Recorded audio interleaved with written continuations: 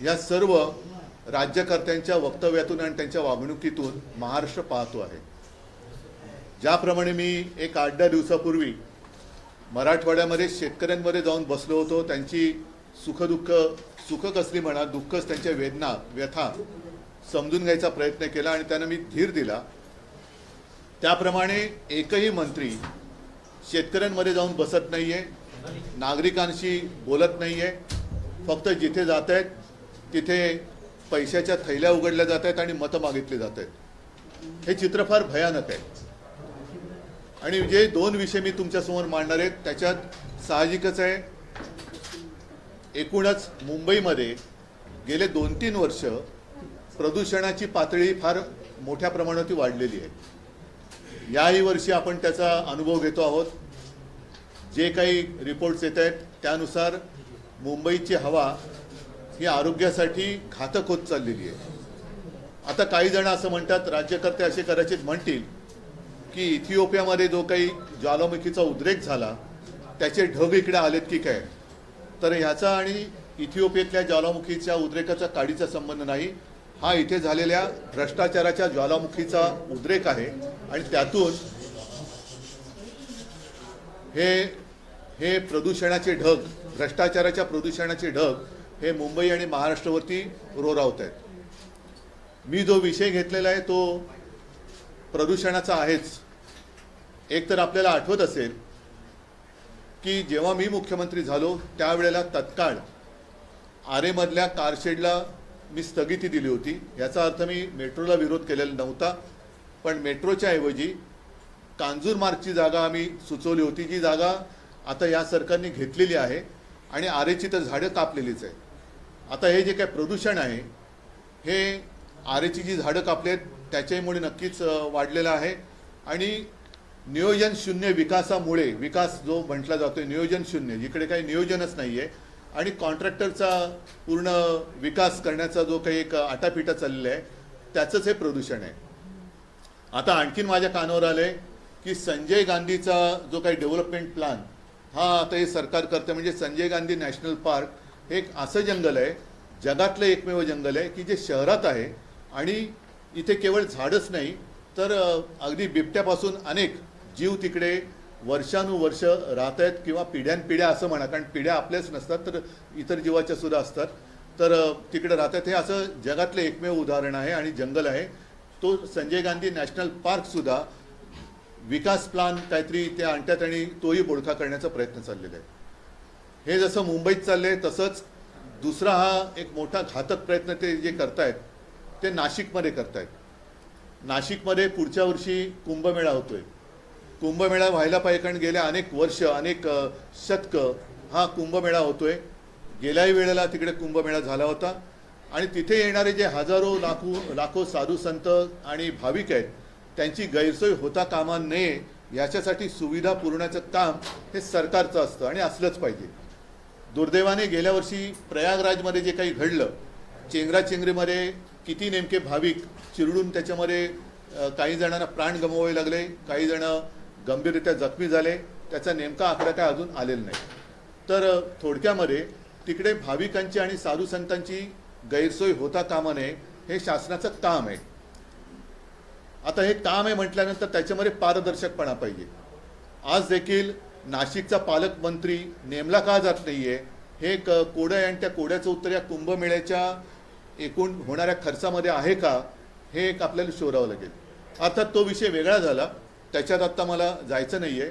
मात्र या कुंभमेळ्याच्या निमित्ताने साधुग्राम म्हणून जे काही होणार आहे, जे गेल्या वेळेला झालं असेल ते नेमकं कुठे झालं होतं याची सुद्धा माहिती आपण सहज मिळवू शकतो, पण या वेळेला तपोवन हे नष्ट करण्यात येणार आहे। आता तपोवन म्हणजे जिथे प्रभू श्री रामचंद्र, सीतामाई, लक्ष्मण हे काही काळ वास्तव्यास होते अशी एक आपली मान्यता आहे। म्हणजे प्रभू रामचंद्राच्या पदस्पर्शाने पावन झालेल्या ज्या काही मोजक्या जागा आपल्या देशात ओळखल्या जातात त्याच्यापैकी तपोवन ही जागा आहे। खरं म्हटलं तर इकडे आत्तापर्यंत काहीतरी एक श्रद्धेचं ठिकाण निर्माण करण्यात यायला पाहिजे होतं, कारण तिथे जवळपास 60 प्रकारची वेगवेगळ्या प्रजातीची झाडं आहेत, त्यातली अनेक ही औषधी वनस्पती आहे। ही झाडं सगळीच काही शेकडो किंवा हजारो वर्षांची नाही आहेत, तर झाडंसुद्धा रिजनरेट होत असतात. म्हणजे जुनी झाडं जाऊन त्यांच्यापासून नवीन झाडांची उत्पत्ती होत असते. अशी अनेक वर्ष हे निसर्गाचं चक्र तिथे चालू आहे. थोडक्यामध्ये या तपोवनाने आपल्यापेक्षा जास्त कुंभमेळे अनुभवलेले असतील, पाहिलेले असतील. आणि मुख्य म्हणजे ह्या तपोवनामध्ये जे काही साधुग्राम म्हणून करण्यात येणार आहे, त्या साधुग्राम करण्याला आमचा विरोध नाही आहे, पण तपोवनात करण्यात येणार आहे त्याला मात्र आक्षेप आमचा आहे. याचं कारण ही झाडं कापली जाणार आहेत. मग प्रभू रामचंद्राच्या परस्पर्शाने पुनीत झालेली ही भूमी तुम्ही तिकडे आत्ता साधुग्रामसाठी ही झाडं कापणार, तिकडे साधूंची व्यवस्था करणार, पण त्याच्यानंतर काय करणार हा महत्त्वाचा प्रश्न आहे. त्याच्यानंतर पुन्हा झाडं लावणार असाल तर मग गेल्या वेळेला जी जागा वापरली होती त्याच जागेमध्ये साधुग्राम का करत नाही, आणि ही झाडं तोडणार. आणि गिरीश महाजन म्हणालेत 1 झाड कापलं तर 10 झाडं लावणार. तर एवढी जागा जिथे असेल मग तिकडेच जर जागा रिकामी असेल तर तिथेच साधुग्राम का नाही करत.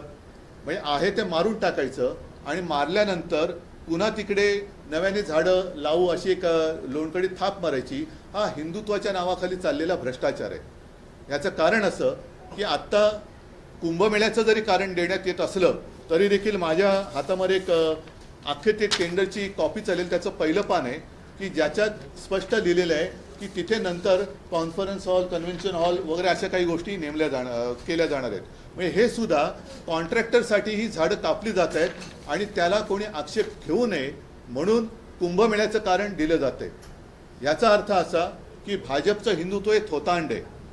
काल परवाकडेच आपल्या माननीय पंतप्रधान यांनी अयोध्येच्या राम मंदिरावरती ती रामध्वजा वगैरे ती फडकावली. म्हणजे तिकडे जाऊन रामराम करायचं आणि नाशिकमध्ये मुँह में राम आणि बगल में अदानी असं यांचं काम आहे की काय. कारण काही म्हणी आपल्याला बदलल्या पाहिजेत. मुँह में राम और बगल में छुरी असं जे काय म्हणत होतो, आता रामाच्या नावाने ही जागा अदानी हा एक शब्द झाला आहे कॉन्ट्रॅक्टरचं प्रतीक म्हणून. म्हणजे ही जागा उद्या कॉन्ट्रॅक्टरच्या घशात घालण्यासाठी आत्ता कुंभमेळ्याचं कारण पुढे करून तुम्ही तिथली झाडं कापताय किंवा नष्ट करताय, हा सरळ तिथल्या जनतेचा आरोप आहे आणि त्याच्याशी मी सहमत आहे. तिथल्या जनतेचं कोणी ऐकत नाही आहे. मी सुरुवात करताना जे बोललो की मंत्री नुसते घराघरा फिरतायत, हे घरदार सोडून फिरतायत, घरोदारी फिरतायत, पण ज्यांचं ऐकायला पाहिजे मग हे ना धड शेतकऱ्यांचं ऐकत आहेत ना शहरातल्या नागरिकांचं ऐकत आहेत. वारे माप नुसता पैसा उधळला जातोय, हा पैसा येतो कुठून याचं उत्तर कोणाकडेच नाही आहे. ते दिसतंय सगळ्यांना. अगदी काल परवाकडेच त्यांच्या मित्रपक्षांमध्येच आता ही साठमारी सुरू झालेली आहे. एकमेकावरती धाडी टाकून उघड पैसे दाखवले जात आहेत तरीसुद्धा सगळे चिडीचूप आहे. तर हे भाजपचं थोतांड आहे आणि म्हणून मुँह में राम आणि बगल में अदानी असं यांचं भाजपचं हे हिंदुत्व आहे. ज्या मुँह में राम आणि बगल में अदानी ह्या हिंदुत्वाला आम्ही तरी मान्यता देऊ शकत नाही. तर हे हाणून पाडलं गेलं पाहिजे. नाशिकच्या जनतेसोबत मी तर म्हणेन केवळ हा आता मी मुंबईत का विषय घेतोय, नाशिकमध्ये होत आहे, माझं काय जातं आहे नाही, मुंबईने भोगलंय, नाशिकची वेळ आता दुसरी आहे, असं सगळीकडे होत जाणार आहे. त्याच्यामुळे हा केवळ एका शहराचा विषय नसून हा संपूर्ण राज्याचा विषय आहे. तिथे सर्व निसर्गप्रेमीच नव्हे तर आपल्याला पुढे श्वास घ्यायला कसा त्रास होणार आहे याची जाणीव ज्यांना झाले त्यांनी सगळ्यांनी याला विरोध केला पाहिजे. परत एकदा सांगतो, आमचा विरोध हा कुंभमेळ्याला नाही, साधुग्रामला नाही, मात्र त्यासाठी जी हजारो झाडांची कत्तल हा शब्द मी वापरतोय, कत्तल करून सरकार आपल्या पदरी पुण्य पाडून घेण्याचा एक केविलवाणा प्रयत्न करण्याचा देखावा निर्माण करते, त्याला आमचा विरोध आहे. हा एक मिनिट, हा एक विषय झाला. हा एक विषय फार महत्त्वाचा आहे. आणि दुसरा विषय हा राज्यसभेचा आहे, संसदेचा. आता त्याच्यामध्ये ती नोटीस आलेली आहे की त्यांनी नोटीस नाही, त्यांनी काय अधिसूचना ना काय म्हणायचं त्याला, हां म्हणजे त्याला काय म्हणायचं अधिसूचना त्यांनी जारी केलेली आहे. आणि त्यानुसार यापुढे प्रोसिडिंग्समध्ये हाऊसमध्ये त्यांनी म्हटलेले की there should be no thank you, Jai Hind किंवा वंदे मातरम. म्हणजे हे तर अनाकलनीय आहे. आजपर्यंत आम्ही भाजपच्या जे काही सोबत होतो तो भाजप इस देश में रहना होगा तो वंदे मातरम कहना होगा असं ठणकावून सांगायचं. आता हे वंदे मातरम म्हणायचं नाही मग हे ज्यांनी केले तो पाकिस्तानमध्ये जाणार का, त्याला पाकिस्तानमध्ये पाठवणार का, हे भाजपच्या किंवा भाजपड्यांनी हे सांगावं की ह्याच्यामध्ये तुमचं हिंदुत्व किंवा राष्ट्रप्रेम आहे का. मी एका बाजूला मी यांच्या हिंदुत्वाचा बुरखा फाडलेला आहे आणि दुसऱ्या बाजूला यांच्या राष्ट्रप्रेमाचा बुरखा सुद्धा मी फाडलेला आहे, कारण तो त्यांनीच स्वतःहून फाडलेला आहे, मी नाही फाडला. म्हणजे आपल्या सभागृहात वंदे मातरम म्हणायचं नाही. जे वंदे मातरम आपण राष्ट्रगीत त्याला 150 वर्ष झाली म्हणून आता नुकतंच आमच्या मोदीजींनी मोठं भाषण वगैरे कुठेतरी दिलं. त्या वंदे मातरमला म्हणजे ही काय मॅकलेची अवलाद ही भाजपमध्ये कुठून आली. वंदे मातरमला विरोध करणारी मॅकलेची अवलाद ही मोदींना विचारलं पाहिजे की अवलाद तुमच्यामध्येच आहे की जी वंदे मातरमला विरोध करते. त्याच्यामुळे आमचे सर्व संसद जे खासदार आहेत ते आमच्या लोकसभेच्या आणि राज्यसभेत तर आमच्यात 2 आहेत, एक संजय राऊत आहेत आणि प्रियंका चतुर्वेदी आहेत. मी आता 2 खासदार माझ्याकडे सभागृहात ठणठणीतपणाने वंदे मातरम बोलायचं, बघूया कोण आपल्याला बाहेर काढतं. शिवसेनेचे खासदार हे लोकसभेच्या आणि राज्यसभेच्या सभागृहात वंदे मातरम बोलणारच आणि भाजपमध्ये हिंमत असेल तर आमच्या सदस्यांना त्यांनी निलंबित करून दाखवायचं. पण हा खेळ खंडोबा चाललेला आहे. म्हणजे लोकांना भावनिक एक भ्रम संभ्रम निर्माण करायचा, मतं मिळवायची आणि मतं मिळवल्यानंतर सगळं मारून टाकायचं. हिंदुत्वाचं सुद्धा नाटक आता तुमचं उघडं पडलंय, राष्ट्रप्रेमाचं नाटक उघडं पडलेलं आहे आणि ह्याची उत्तरं या निवडणुका बाजूला ठेवून भाजपच्या वरिष्ठ नेत्यांनी, इथल्या चेल्या चपाट्यांनी नव्हे, इथल्या चेल्या चपाट्यांना त्यांना मी खिचगंटीत धरत नाही, कारण त्यांच्या शीर्ष कारण त्यांचा अध्यक्ष म्हणून कोण ठरत नाहीये. जगातला सर्वात मोठा पक्ष की ज्याला बरेच वर्ष झाली अध्यक्ष बदलताना नामुष्की आलेली आहे, तर भाजपने याचं उत्तर दिलं पाहिजे. दोन्हीचं प्रभू रामचंद्रांच्या परस्पर्शाने पुनीत झालेलं तपोवन तुम्ही कोणासाठी मारता आहात आणि आपल्या संसदेच्या सभागृहात वंदे मातरम का बोलायचं नाही याचं उत्तर आता भाजपने द्यावं. तपोवनाचा जो विषय आहे तिथे अत्यंत महत्त्वाचा विषय आहे. तिथे लोक पर्यावरण रस्त्यावरती उतरले, चिपको आंदोलन होतं, प्रक्रिया काय थांबली नाही, हे काही सुरू आहे.